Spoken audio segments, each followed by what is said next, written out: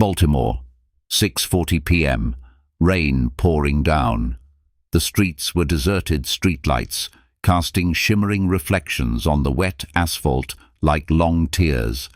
In the old East Side neighborhood, amidst a cluster of small shops, stood a diner called Mila's Diner, a place where working-class people often stopped for a simple dinner and a bit of human warmth. Inside, Serena Carter, 38, was cleaning the coffee counter with familiar habit. The soft yellow light fell on her face, dark skin, gentle brown eyes, and a smile that always held a hint of patience. For 11 years, Serena had worked at this diner. No one remembered her ever taking a day off, nor had anyone ever seen her lose her temper. To the regulars, Serena wasn't just someone who served food.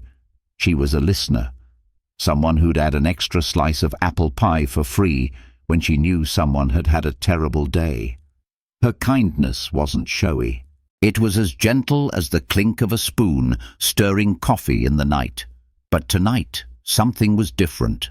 As Serena stepped outside to throw out the trash, arms hugging a rain-soaked plastic bag, she suddenly stopped short in the alley behind the diner.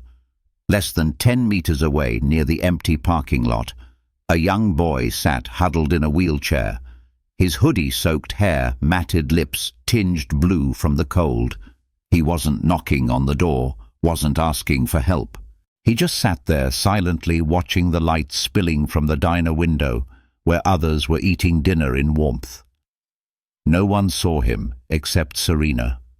Without hesitation, Serena dropped the trash bag and ran towards the boy. "Honey, why are you out here? It's freezing sitting outside in this rain." The boy didn't answer, just pressed his lips together, fearful eyes, hands gripping the rusted frame of the wheelchair tightly. Serena knelt gently, pulling her own thin coat around his shoulders, then placed her hands on the handles. "Come inside with me. Okay, we have hot soup. I won't ask any questions." As Serena pushed the boy into the diner, the atmosphere seemed to soften. A corner table near the heater was cleared. In an instant, Serena brought out a steaming bowl of chicken soup, a glass of warm milk, and a slice of garlic bread she had just made extra for the night shift staff. "Go ahead and eat, honey. It's on the house, my treat." The boy, about 10 years old, thin and seemingly running a slight fever, took the spoon with trembling hands, his eyes welling up. He ate slowly, but it was clear he was very hungry. Across the street under the awning of a laundromat, a man stood motionless, hat pulled low, leather jacket collar up, hands shoved in his pockets. He was the boy's biological father, Graham Carter. Let's assume Raymond Holt, from the later parts adjusting the name for consistency if needed. But Serena had no idea, and he didn't rush forward to claim his son because he was silently observing every gesture of this woman who in just a few minutes had done something he, with all his money, power and reputation, had never done for his own son, given him unconditional warmth. And like something no one could have predicted, that act would be the turning point, the beginning of a story that would change every prejudice about kindness, about humanity, and about people seemingly unconnected to each other. Rain continued to patter on the roof of Mila's Diner. Inside, the warm yellow light cast shadows on Serena Carter's curly hair as she gently draped another thin blanket over Daniel's shoulders. He had nearly finished the chicken soup and was now drowsy with exhaustion. On a damp Tuesday afternoon, the Baltimore sky remained grey, like days of endless drizzle. Serena Carter had just finished her shift at Mila's Diner. An old canvas bag slung over her shoulder, she hurried towards her small rented apartment deep within a rundown housing complex, where walls were water-stained and the elevator frequently jammed. She didn't expect upon opening her fourth-floor apartment door to find someone waiting. Raymond Holt, The wealthy, powerful man whose eyes were once likened to a truth scanner now stood there in a charcoal-grey trench coat holding a thick envelope. No driver, no bodyguard, no luxury car parked downstairs. Just him and an expression, unlike any CEO Serena had ever seen on television. Serena stopped short. "You are Raymond Holt," he replied, his voice deep and decisive. "Daniel's father, and the man who owes you a thank you." The small apartment was less than 40 square meters. Serena invited him in, reluctantly. She remained wary. A powerful man coming to a diner waitress's home. It couldn't be just for thanks. Raymond sat down on a wooden chair by the dining table, placing the envelope on it. The room was silent, save for the dripping sound from an old leaky pipe near the sink. He didn't beat around the bush. "I don't believe in charity. I believe in value. And you, Serena, did something my system has never been programmed to do, treat a human being like a human being." She was surprised, still keeping her distance. "So you came here to—" Raymond pushed the envelope towards her. Serena opened it. Inside was an official employment contract for Holt Dynamics, the position of Community Relations Assistant, a title far higher than anything she had ever dared to dream of. Not PR, not marketing, but leading an entirely new initiative. Human First, a pilot program proposed by Raymond himself after witnessing her act. And what confused Serena even more, the salary in the contract, $80,000 per year. She exhaled, sitting up straighter. "I don't understand. I didn't graduate college. I don't have management skills. I just gave a bowl of soup to a child left in the rain." Raymond looked at her, his eyes softening, for the first time in the conversation. "Exactly. And because you didn't see that boy as other, you saw him as yourself. I don't need someone who knows every theory about humanizing data.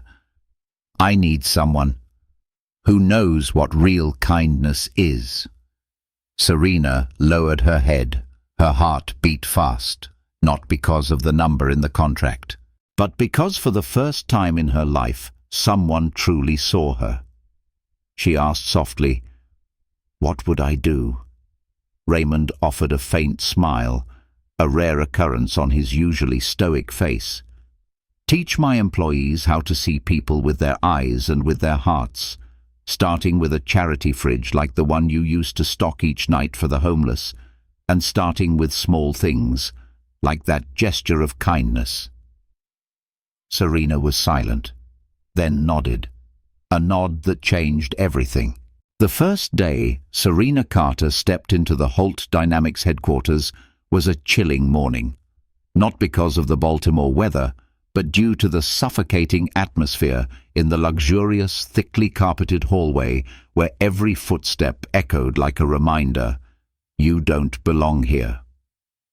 Nora Hastings, Raymond Holt's longtime executive assistant, known for her neatly coiffed platinum blonde hair and ice-cold voice, waited by the 42nd floor elevator doors. Her face didn't hide her skepticism. "We don't usually hire candidates without a resume," Nora said, her eyes flicking over the slightly worn business attire Serena had borrowed from a neighbor. Serena just smiled faintly. "I came here to work, not to impress." A ding sounded. The elevator doors opened, and Serena officially stepped into the world of multi-million-dollar corporations, where every decision could cost thousands their jobs, or allow them to live with more dignity. The first challenge. Orion Corporation. 3 days later, Serena was unexpectedly invited by Raymond to join an important meeting. Holt Dynamics' strategic partner Orion Corporation had just proposed restructuring their entire production system, including moving factories overseas to optimize costs. At the Long Oak conference table, Serena sat amidst senior executives, her neck stiff in the borrowed slightly too tight blouse. Nora sat opposite, typing on her laptop, occasionally glancing at Serena with an unreadable expression. Orion's CFO presented, "If we move the factory to Bangladesh, labor costs decrease by 60%. Holt Dynamics' profit could increase by 18% in the first quarter alone." Everyone nodded. Only Serena, who had lived on minimum wage and witnessed colleagues have their hours cut without reason, remained silent. Then she spoke softly. "May I ask, in this report, did you calculate the cost of job loss for the 230 workers here in Baltimore?" The room fell silent. Serena opened a thick file she had prepared the night before, with quiet assistance from the logistics department. "I visited this factory. 60% of the workers live within a 10-kilometer radius. 40% of them are single parents. Half of those have no transportation options if relocated. Did you factor in the psychological cost, or the price the community pays when an entire neighborhood loses its stable income source?" A few people exchanged glances. No one spoke. Serena continued, her eyes shining with sincerity and clarity. "I understand profit is important, but if we only look at the Excel sheet and not out the window, where real people are living, then that profit is just an empty shell. A company that loses its soul, no matter how profitable, cannot endure." Her words struck Raymond like an arrow. He didn't smile nor nod, but in his eyes, for the first time, clear trust in Serena emerged. The Orion executive slowly closed his binder, and the meeting ended, with no signatures made. 3 days later, Raymond announced the plan to move. The factory was completely halted. Serena returned to her small desk near HR, finding a handwritten note from Raymond himself. "Thank you for helping me look out the window." Below the signature were 3 capitalized words, "Human first, always." And that's when Serena knew she was no longer just the diner waitress who saved a child in the rain. She was becoming someone who could potentially save a generation of workers from cold, hard numbers.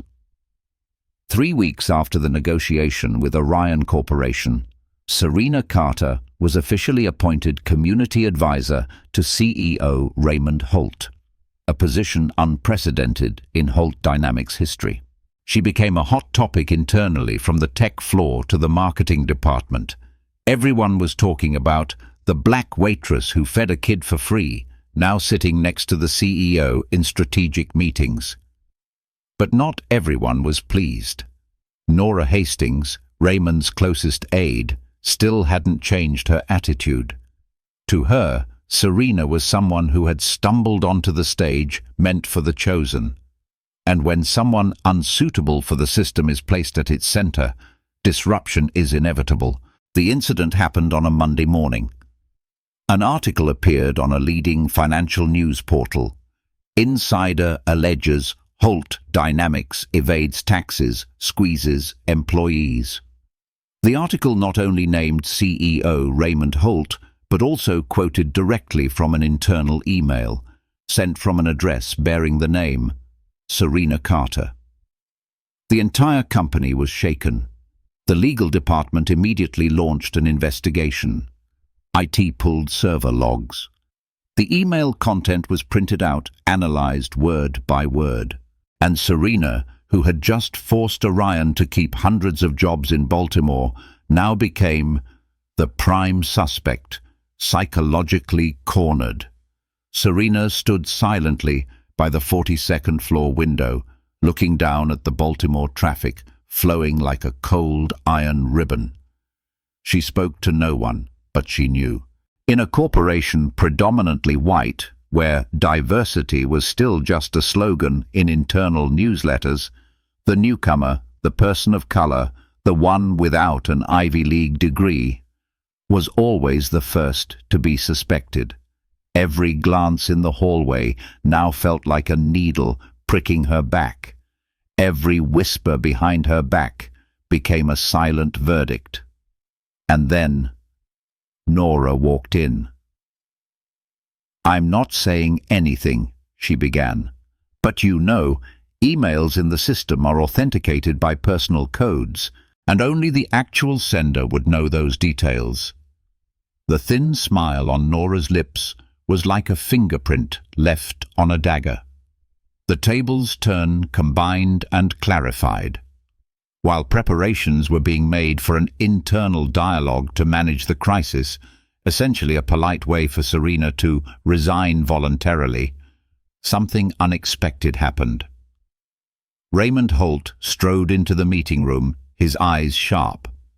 In his hand was a USB drive. "My internal investigation is complete, and I want to share a truth, even if it's hard for some to swallow." He pressed a button. The large screen displayed security footage from the IT department. In the video, a woman with a similar build to Serena, wearing a hat and mask, but entering the IT room using Nora's access card. Next, a log file clearly showed Serena's account was accessed from Nora's personal computer IP address during the time in question. Note: the original prompt mentioned Eric Calloway later. For clarity, this version focuses the initial frame-up on Nora, representing the immediate internal resistance protection from an unexpected source. Raymond didn't turn to Nora. He simply stated, "I was once a child doubted by the entire world simply because of my skin color and circumstances. And today, I will not let that happen again. Just because Serena is someone who dared to look poverty in the eye and say, 'I see you.'"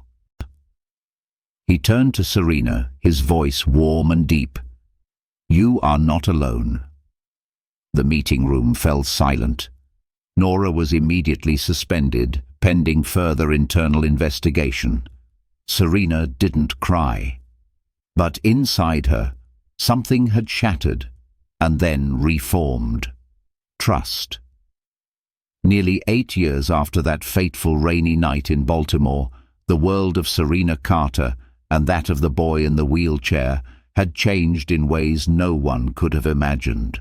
Today, at a brand new community center in the heart of a neighborhood once labeled the city's most dangerous, hundreds gathered around a simple stage eagerly awaiting the opening ceremony. In the front row, Raymond Holt, now serving as a senior advisor, sat quietly beside his son, Daniel Holt. The boy from years ago, with bewildered eyes and trembling hands in the rain, was now a radiant 18-year-old young man. The wheelchair remained, but Daniel was no longer the one being helped. He was the one standing up to help others. The person cutting the ribbon was not the CEO nor the mayor. It was Serena Carter, the black woman who once served tables, who was doubted, who had entered Holt Dynamics under skeptical gazes. Now the corporation's vice president of strategy, wearing a sharp navy blue suit, hand firmly on the ribbon, she turned to Daniel. "Ready, young man?" Daniel smiled, his eyes full of confidence. "Born on a rainy day, but it's sunny today, isn't it, Miss Carter?" Together, they cut the red ribbon. Applause erupted like a wave. The Carter Holt Foundation was officially born, a non-profit organization named after the two people who changed each other's destiny. Scholarship funds, vocational training classes, legal aid center for the homeless internship program specifically for students from minority communities. All of it, built from one small act, a free bowl of soup and a kind word on a rainy night. After the ceremony, reporters surrounded Serena. One asked, Do you consider yourself a role model for social mobility? Serena smiled. I don't think I'm anything great. I'm just someone who was given a chance by a child. And today, I'm just paying that forward to other children. She didn't need titles, didn't need statues. She needed a chain reaction of kindness. Raymond watched from afar, his eyes moist. He once believed the world operated solely on rules and logic, but Serena and Daniel had made him believe in softer things, trust, empathy, and second chances. Because one small act of kindness, if offered to the right person at the right time, can change not just one life, but an entire generation.